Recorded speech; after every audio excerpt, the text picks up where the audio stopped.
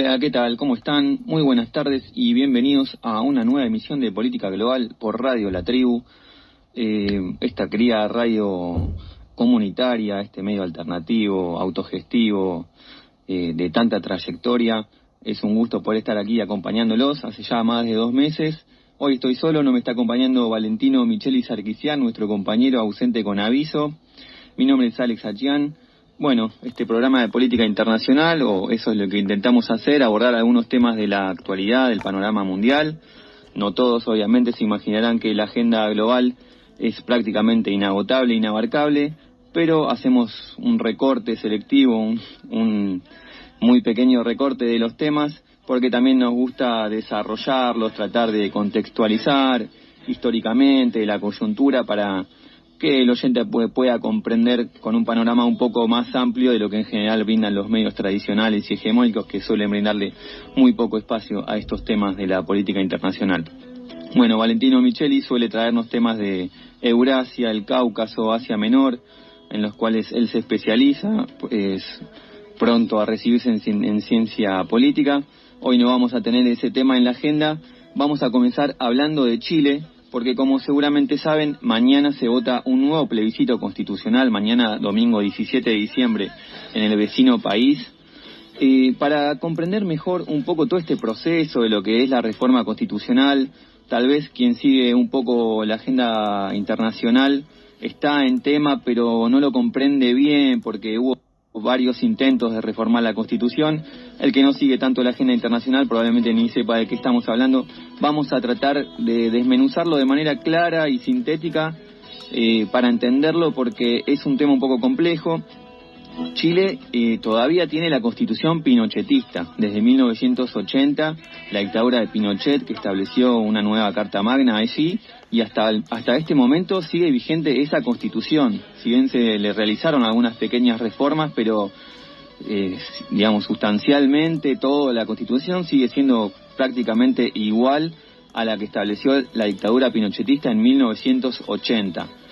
Por lo cual, todo este tema, Chile viene con una tradición de grandes movilizaciones sociales, ¿no? Históricamente, pero principalmente después de los 2000, todo lo que fue la movida estudiantil en 2011, que catapultó a muchos estudiantes en aquel momento que hoy son parte de la casta política, como diría Milei, empezando por el propio presidente Boric, que fue uno de los que emergió en todo lo que fue esa revolución estudiantil en Chile a partir de 2011, que tuvo también un antecedente previo que no se lo toma mucho en cuenta, pero en 2006 ya había habido ahí un movimiento estudiantil importante, porque como saben, en Chile la educación es privada y además costosísima, es muy difícil acceder a la educación, la gente se endeuda, tiene muchos problemas para poder allí estudiar.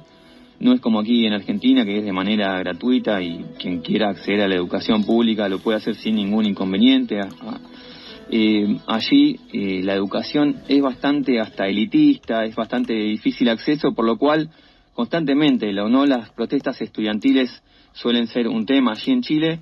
Bueno, sin embargo, hubo un primer intento de reforma que lo llevó a cabo la expresidenta Michelle Bachelet, que no pudo avanzar porque después ganó una elección parlamentaria Piñera en ese momento y no tenía, digamos, la correlación de fuerzas necesarias para poder llevar a cabo ese proceso. Y en Chile, en 2019, como recordarán, hubo una nueva movilización social muy importante, un estallido social de varias semanas, de fuertes movilizaciones, represión, que duró bastante. Y eso ya obligó casi al presidente de entonces, Sebastián Piñera, de derecha, de centro derecha, a poner el tema de la reforma constitucional en agenda. En 2020 hubo un referéndum allí en Chile, en el cual el pueblo votó con amplia mayoría, casi el 80% del padrón en ese momento creo que votó a favor de que se reforme la Constitución. Bueno, finalmente allí hubo un órgano que se encargó de estudiar el tema, esbozar un borrador, analizarlo. Bueno, finalmente presentó una propuesta un año después y sin embargo ya accedió al gobierno Gabriel Boric, como saben, ya hace más de un año, casi 2 años, en 2022, y él apoyaba ese órgano que se formó, la Convención Constitucional, conformada por unos 150 consejeros. Estaba ampliamente formada por mayoría de centro-izquierda, movimientos independientes, indígenas, era amplia mayoría progresista. Hizo un borrador de constitución, se votó el 4 de septiembre de 2022, sin embargo esa propuesta perdió, que era impulsada por el propio Boric. Bueno, después de tantos pedidos de que se reforme la constitución pinochetista, se presentó una constitución en principio un poco más progresista que la pinochetista, sin ninguna duda, pero también con secuelas conservadoras del sistema capitalista, obviamente, liberal, pero bueno, con algunas cuestiones un poco más progresistas. Ese referéndum en 4 de septiembre de 2022 fue rechazado por el pueblo, algo que sorprendió. Y vamos a escuchar qué decía en ese momento el presidente Gabriel Boric de Chile cuando ese referéndum fracasó con el 62% del rechazo del padrón electoral.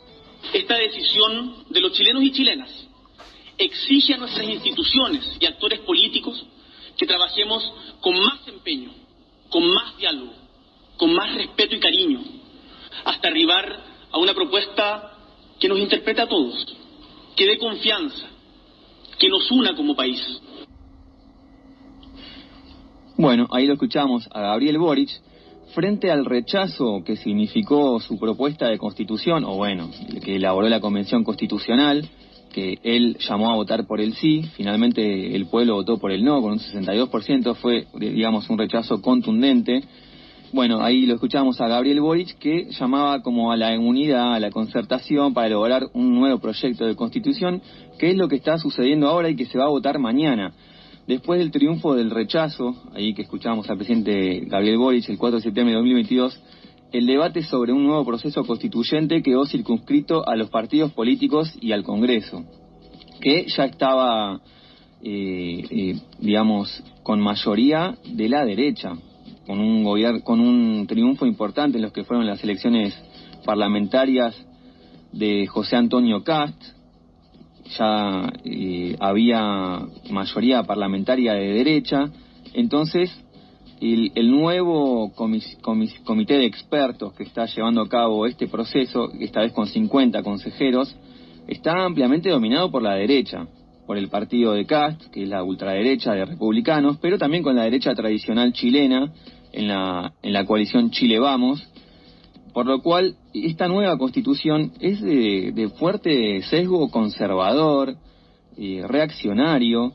Muchos ya lo denominan el proyecto de castitución, porque obviamente al ser reflejada las fuerzas políticas que estaban en el Congreso al momento de seleccionar a los consejeros, muchos de ellos fueron designados por la mayoría por los partidos de derecha, por el Partido Republicano de Kast, y por eso esta nueva proyecto de constitución que se va a votar mañana y que según los sondeos ganaría el no nuevamente, es decir, Chile seguiría sin una nueva constitución y seguiría con la vieja constitución pinochetista de 1980. Bueno, Gabriel Boric está ya, y tanto él como los partidos de centroizquierda que forman parte de la coalición oficialista, como otros partidos de centroizquierda chilenos, están llamando a votar en contra de esta nueva constitución, pero habían firmado el acuerdo por Chile para establecer una nueva constitución a pesar del rechazo de buscar consensos, como escuchábamos al presidente Boric recién en el audio. Bueno, finalmente esta comisión de expertos elaboró casi que un engendro antiobrero, reaccionario. Por ejemplo, algunos aspectos a considerar que incluye este nuevo proyecto de constitución. Bueno, obviamente sigue el tema de las AFP, que es la jubilación privada chilena, como aquí fueron en su momento las AFJP, las ISAPRES, que es un modelo de salud para ricos y otro para pobres, un modelo de salud exclusivo y excluyente, el mercado en el tema de la educación, con todo esto de los vouchers, como quería implementar en un principio Javier Milei aquí en Argentina, finalmente, bueno, ahora quedó en la nada aparentemente, por suerte, vamos a ver qué pasa con ese tema. Otro artículo también derogaría derechos de aborto terapéuticos que existen actualmente en Chile, porque establece un nuevo artículo que defiende los derechos de quien está por nacer. Esto también muchos movimientos feministas lo ven como un retroceso. Hay un modelo de partidos más antidemocrático que elimina partidos que no lleguen al 5% de la votación e incluso descartando a sus parlamentarios en caso de que sean electos. Hay artículos autoritarios y represivos como la expulsión en el menor tiempo posible de quien ingrese irregularmente al país, algo en contra de los movimientos migratorios. Agrega la causal de grave amenaza terrorista para la potestad del Estado para declarar un estado de sitio. Bueno, ¿qué es una grave amenaza terrorista?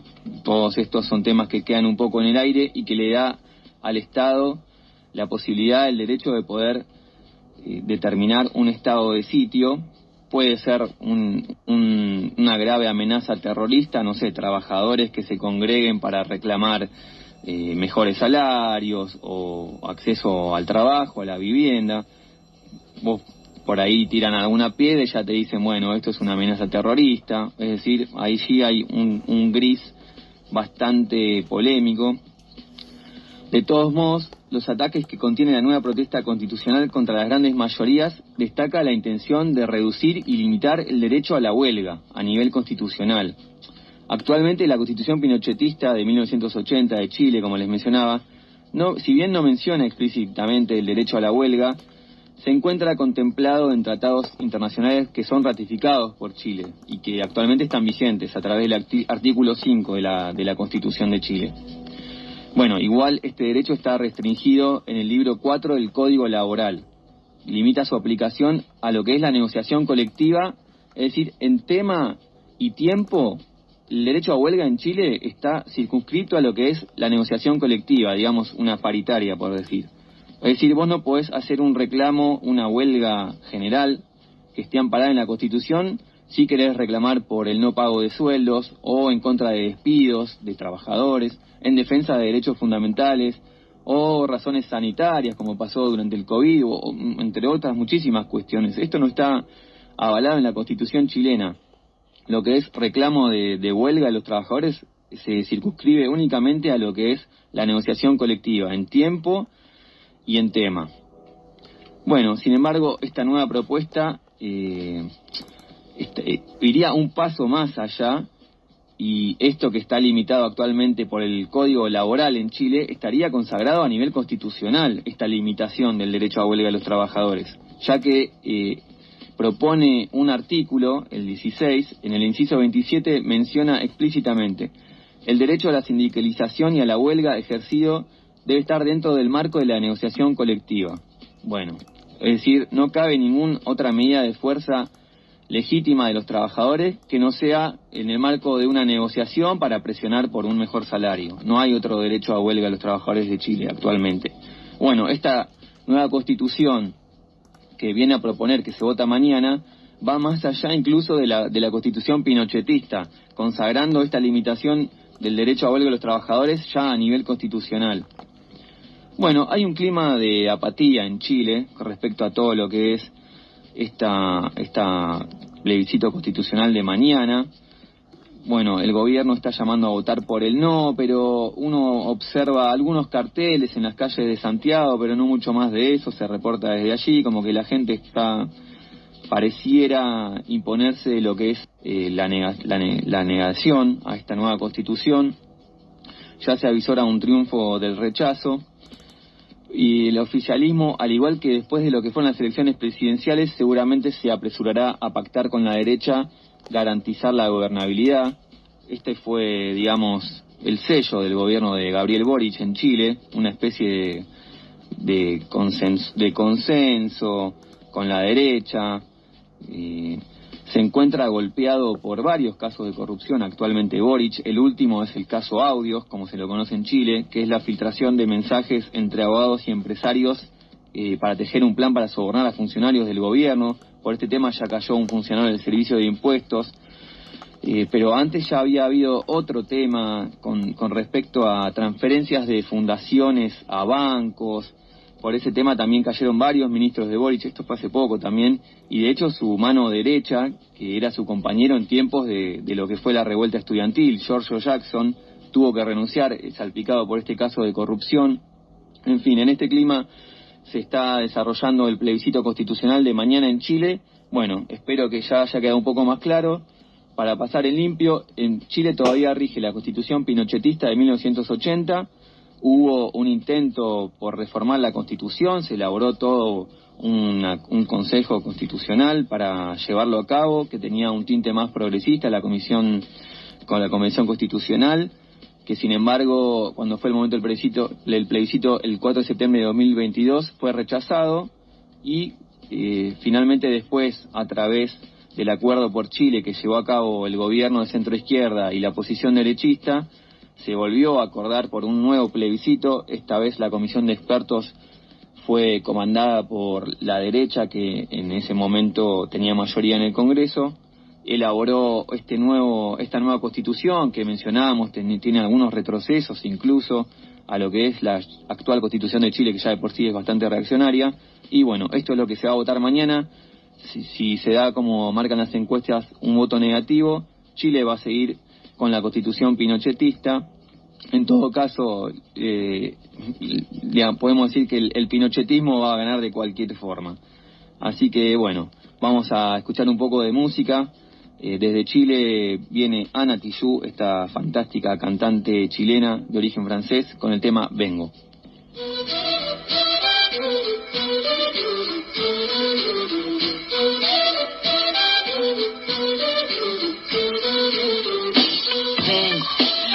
De respuestas con el manojo lleno y las venas abiertas. Vengo como un libro abierto, ansiosa de aprender la historia no contada de nuestros ancestros, con el viento que dejaron los abuelos que viven cada pensamiento de esta amada tierra.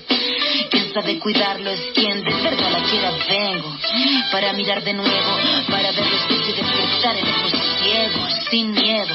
Tú y yo descolonicemos lo que nos enseñaron, con nuestro pelo negro, con pómulos marcados, con el orgullo indio en el alma tatuado. Vengo con la mirada, vengo con la palabra, esta palabra hablada. Vengo sin temor a no perder nada. Vengo como el niño que busca de su morada, la entrada al origen, la vuelta de su cruzada. Vengo a buscar la historia silenciada, la historia, una tierra saqueada. Vengo con el mundo y vengo con los pájaros, vengo con las flores y los árboles, sus cantos. Vengo con el cielo y sus constelaciones, vengo con el mundo y todas sus estaciones. Vengo agradecida al punto de partida, vengo con la madera, la montaña y la vida. Vengo con el aire, el agua, la tierra y el fuego. Vengo a mirar el mundo de nuevo. Vengo con mis ideas como escudo, con el sentir humano, vivir este mundo donde el hombre nuevo busca el contrapunto. Vengo como tú, en busca de la huella, de la pieza del árbol y de su corteza, que guarda en su memoria que el canto de victoria cuando vimos de la tierra lloramos con tal euforia. Ya abrimos así nuestros brazos tan encadilados y nos acurrucamos al origen de los tiempos, a la fuente del universo donde yace el sentimiento de vivir este comienzo. Vengo con la sangre roja, con los pulmones llenos de rimas en mi boca, con los ojos rasgados, con la tierra en las manos. Venimos con el mundo y venimos con su canto. Vengo a construir un sueño, el brillo de la vida que habita en el hombre nuevo. Vengo buscando un ideal de un mundo sin clase que se pueda levantar. Vengo con el mundo y vengo con los pájaros, vengo con las flores y los árboles, sus cantos. Vengo con el cielo y sus constelaciones, vengo con el mundo y todas sus estaciones. Vengo agradecida al punto de partida, vengo con la madera, la montaña y la vida. Vengo con el aire, el agua, la tierra y el fuego. Vengo a mirar el mundo de nuevo. Vengo a mirar. Vengo en busca de respuestas con el manojo lleno y las venas abiertas. Vengo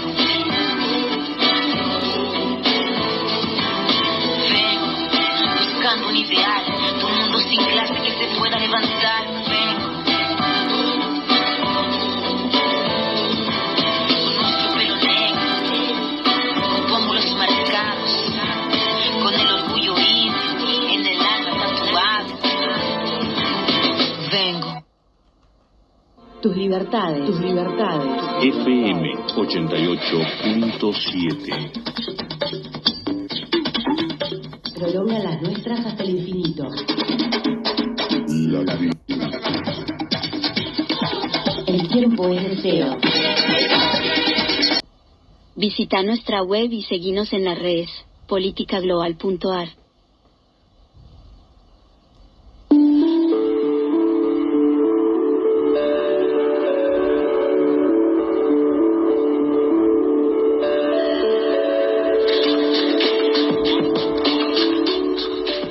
Continuamos aquí en Política Global por FM La Tribu. Vamos a cruzar el océano Atlántico, vamos al continente africano, un continente bastante convulsionado desde siempre, con bastante inestabilidad política. Hay varios países actualmente que han tenido intentos de golpe de Estado o hay golpes de Estado en proceso. Hay diferentes conflictos étnicos en muchos países. Bueno, ha habido golpes de Estado en Burkina Faso, en Mali, en Níger, en Chad, eventos de inestabilidad política. Pero vamos a ir puntualmente nosotros a Sudán, porque allí desde abril de este año de 2023 hay una nueva guerra, una guerra civil, podríamos decir. Hay un enfrentamiento entre dos facciones militares, las fuerzas paramilitares, conocidas como fuerzas de apoyo, con la sigla FARC, y las fuerzas armadas sudanesas, que son ya más la fuerza regular de Sudán, conocidas como la FAS por sus siglas. O sea, hay un enfrentamiento militar entre el grupo paramilitar FARC y las fuerzas sudanesas FAS. Esto es a raíz, en 2021, estas dos fuerzas militares dieron un golpe de Estado en conjunto, al gobierno de transición que sucedió a la dictadura de Ahmad al-Bashir, que estuvo 30 años en el poder. Finalmente fue derrocado. Hubo un gobierno de transición, en 2021 fue derrocado por estas dos facciones militares que desde entonces, en abril de este año, se enfrentaron por distintas cuestiones de poder, obviamente, territorialidad, y hay una situación humanitaria catastrófica y muy grave actualmente en Sudán. Uno no lo ve en ningún medio, pero está viendo hechos atroces. De hecho, la ONU establece esto lo que está sucediendo en Sudán actualmente como la mayor crisis humanitaria actual del mundo, peor que Gaza, peor que Ucrania, peor que Haití. Sin embargo, la respuesta está siendo financiada solo en un 30% la ayuda humanitaria que debería brindar allí la ONU. De hecho, hay saqueos a viviendas, violación y secuestro de mujeres. Mujeres son secuestradas, violadas, hasta son esclavizadas. Esto está pasando actualmente en África y no lo vemos en ninguna parte del mundo. Imagínense la gravedad de este caso. Esto es una de las características más distintivas de este conflicto. Se estima que alrededor de 3 millones de personas han sido desplazadas forzosamente, abandonando sus hogares en Sudán debido a estos enfrentamientos entre estas dos facciones militares que, como vemos, incluso realizan saqueos a las viviendas de civiles, secuestros y violaciones a mujeres y niñas civiles. Una barbaridad, una atrocidad que se está viendo actualmente en Sudán. Esta pugna entre dos facciones militares que conjuntamente derrocaron al gobierno de transición que sucedió a la dictadura de Ahmad al-Bashir, que signó la política sudanesa durante 30 años a partir de 1993.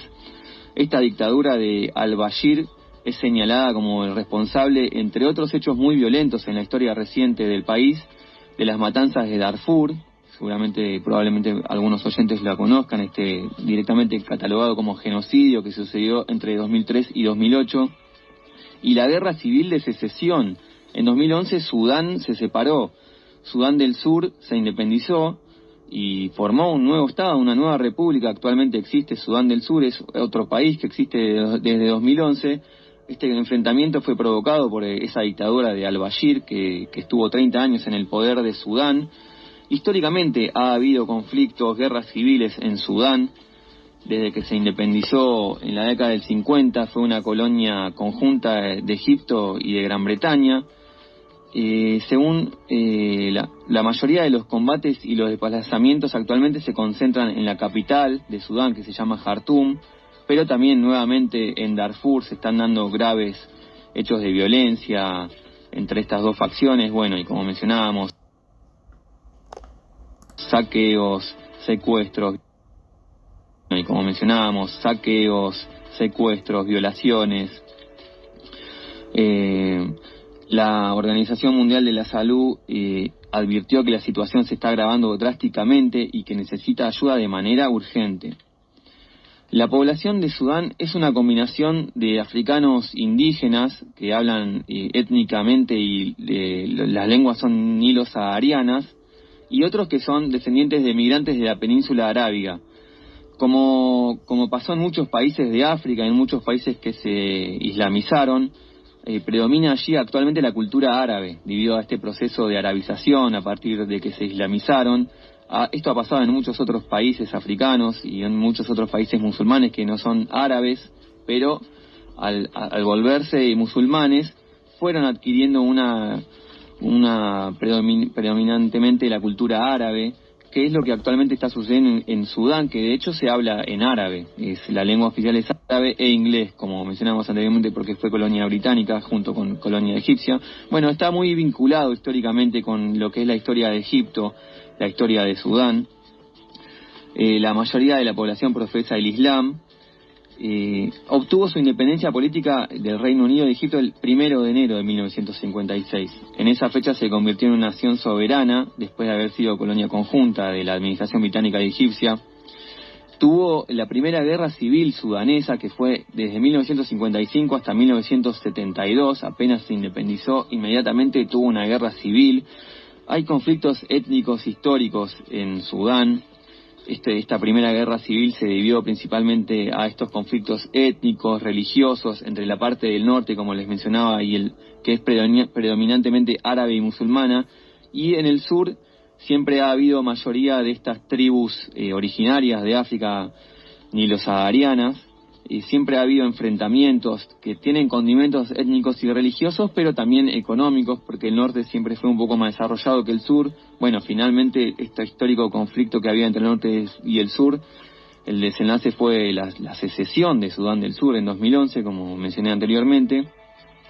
Sin embargo, todos estos conflictos étnicos y religiosos entre el norte arábigo y el sur originario nilo-sahariano desembocaron en una segunda guerra civil sudanesa que fue de 1983 a 2005.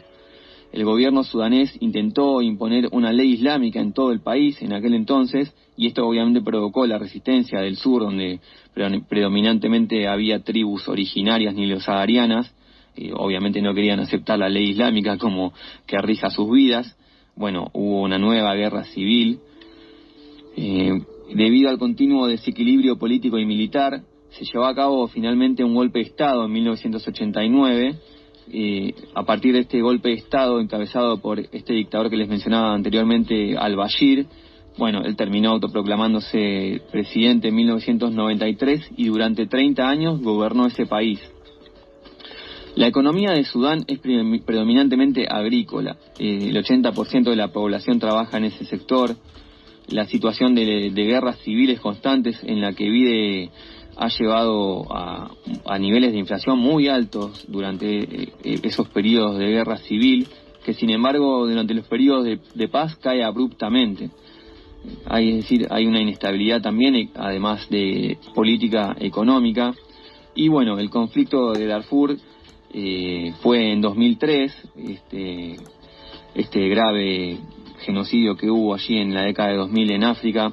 Darfur es una ciudad de Sudán, como les mencioné anteriormente, una de las más importantes luego de la capital Jartum. En 2003 también fue provocado por una causa racial y étnica en la región de Darfur, que está en el oeste de Sudán. Principalmente el conflicto fue entre los Janjaweed, que son criadores de camello, más bien de etnia arábiga, y los grupos etnolingüísticos nilo-saharianos. Nuevamente fue un conflicto entre estos dos, posiciones étnicas o culturales, que son principalmente agricultores. Bueno, el gobierno sudanés, aunque públicamente negó su apoyo a los Janjaweed, les proporcionó armas y resistencia y participó junto a ellos en varios ataques contra los pueblos originarios del sur. El conflicto suele situarse en 2003, en febrero. Provocó cientos de miles de víctimas. Se estima que son aproximadamente 400.000 las víctimas de esto que fue el genocidio de Darfur. La organización no gubernamental Coalición para la Justicia Internacional ha sido también catalogado este tema como un genocidio. Se cree que más de 2 millones de personas se han visto desplazadas de sus hogares a raíz de este conflicto de Darfur. Bueno, nuevamente Sudán se ve envuelto en una guerra civil. Actualmente, es entre dos facciones, no es estrictamente una guerra civil, sino más bien entre dos facciones militares que llevaron a cabo conjuntamente un golpe de Estado en 2021 y en la actualidad se están disputando poder y territorialidad. Esperemos que esta grave crisis humanitaria que se está desatando en Sudán llegue a su fin, que la ONU pueda interceder, por supuesto que terminen, que cesen estas violaciones y secuestros a mujeres, estos saqueos a viviendas de civiles. Esperemos que mejore esta situación y toda esta situación caótica que se está viviendo en el África, principalmente en la región del Sahel. Vamos a escuchar desde Sudán ahora un tema. La banda se llama Amin Bat y el tema se llama Radia. Como les mencioné, el idioma oficial es árabe en Sudán, por lo cual el tema es en árabe. Vamos a escucharlo.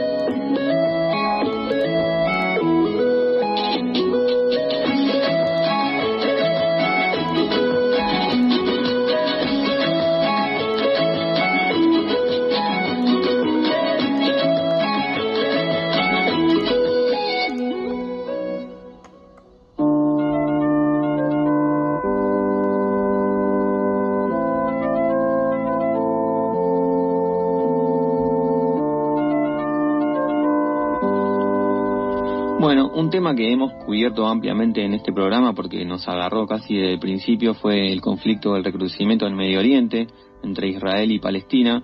Una noticia que surgió el viernes muy lamentable: el ejército sionista de Israel asesinó a 3 rehenes israelíes. Los asesinó directamente el ejército israelí. Mucha desinformación, mucha fake news que hay dando vueltas en torno a este conflicto.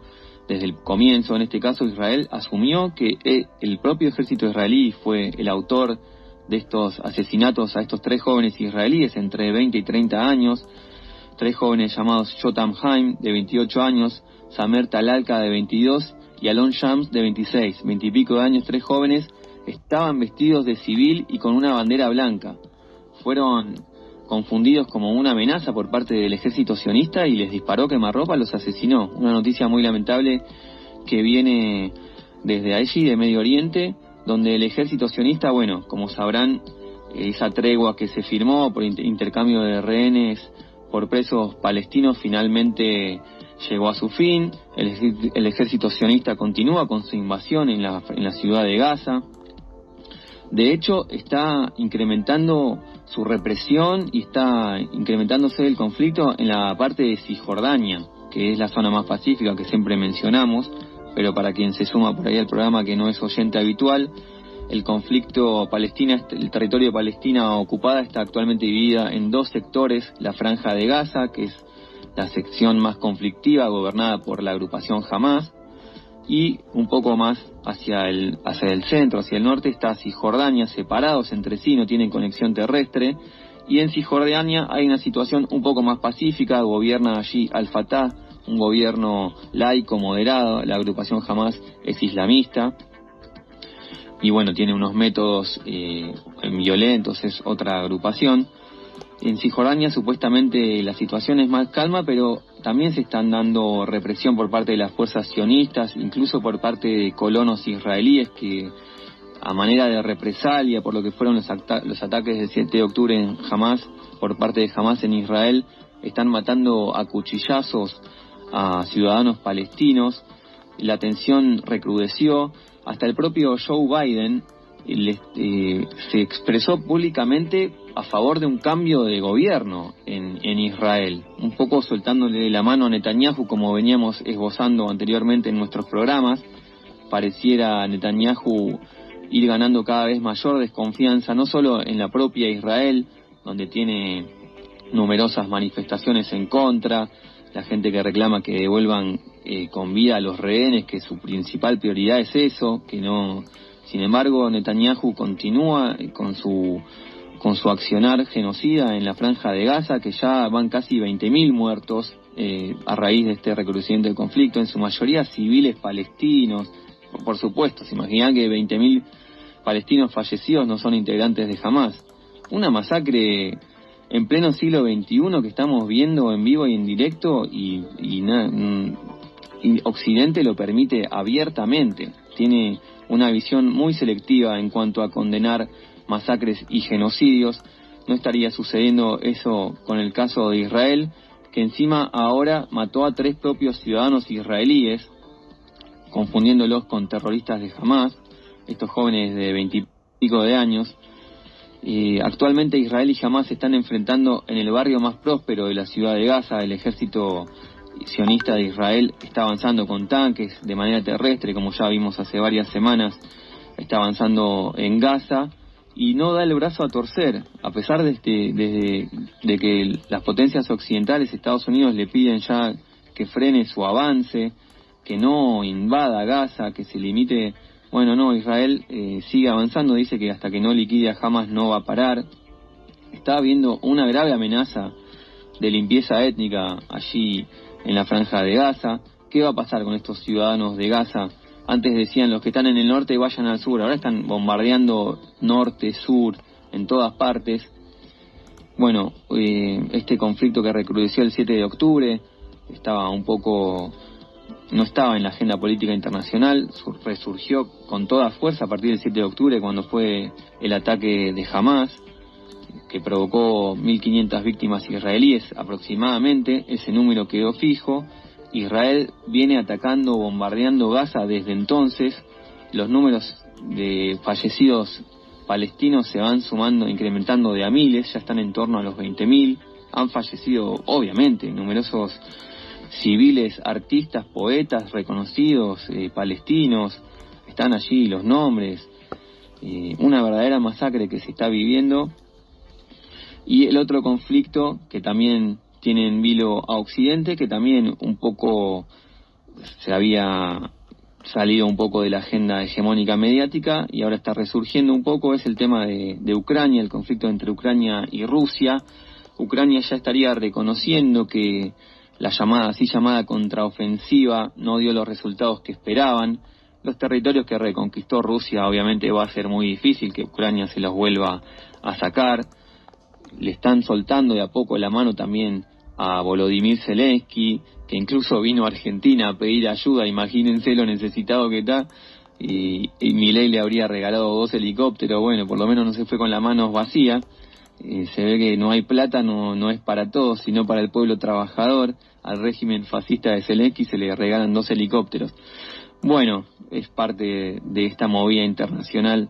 Zelensky y Milei forman parte de esta movida occidental sionista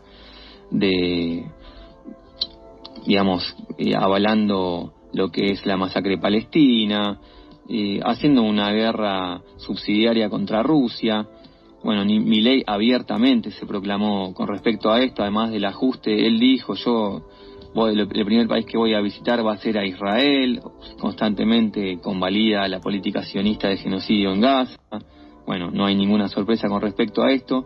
Pero bueno, Volodymyr Zelensky vino a la asunción de Milei, se llevó 2 helicópteros, después viajó a Estados Unidos, donde Biden pidió al Congreso que liberen más fondos. Estarían recortando Estados Unidos mismo los gastos de asistencia militar a Ucrania. Hubo versiones de que Occidente ya tendría planeado sacarlo a Zelensky del poder. El año que viene habría elecciones ya en Ucrania. Ya va más de 1 año y medio, casi van a ser 2 años próximamente de esta guerra, que actualmente está en un estado de congelamiento, pero Ucrania ya antes levantaba la voz diciendo que están avanzando bien en la contraofensiva. Ahora actualmente ya reconoce el panorama complejo e incierto de este conflicto. Sin embargo, aparentemente no hay previsto próximamente un fin de este conflicto. El propio Putin admite aparentemente que puede ser prolongada esta guerra, así que vamos a ver qué pasa allí en estos 2 conflictos principales que ocupan la agenda hegemónica mediática. Nosotros vamos llegando al fin de a poco, vamos a despedirnos por hoy. Nos veremos el sábado que viene, vamos a escuchar nuestro tema de cierre habitual. Gracias por acompañarnos. Hoy en la operación técnica nos acompañó Marco, un fenómeno, la verdad, 10 puntos, a la altura de Juancito, todos los profesionales técnicos aquí, operadores que están en la tribu, son todos excelentes. Así que bueno, muchas gracias por acompañarnos, nos vemos el sábado que viene, sigan en la tribu, quédense escuchando Patologías Culturales. Yerken kenzaim pez, hinkamari takmermez, yekek baren kenzaim pez, ais shermen, shatem keren pofel, shatem keren moratsvel, gönjirneren mestavel, lorseran ankmen, jamanak gavar barar stridar häst. Gamarita kamnasti dagen Charnubar in glinen nicht mehr Jege geist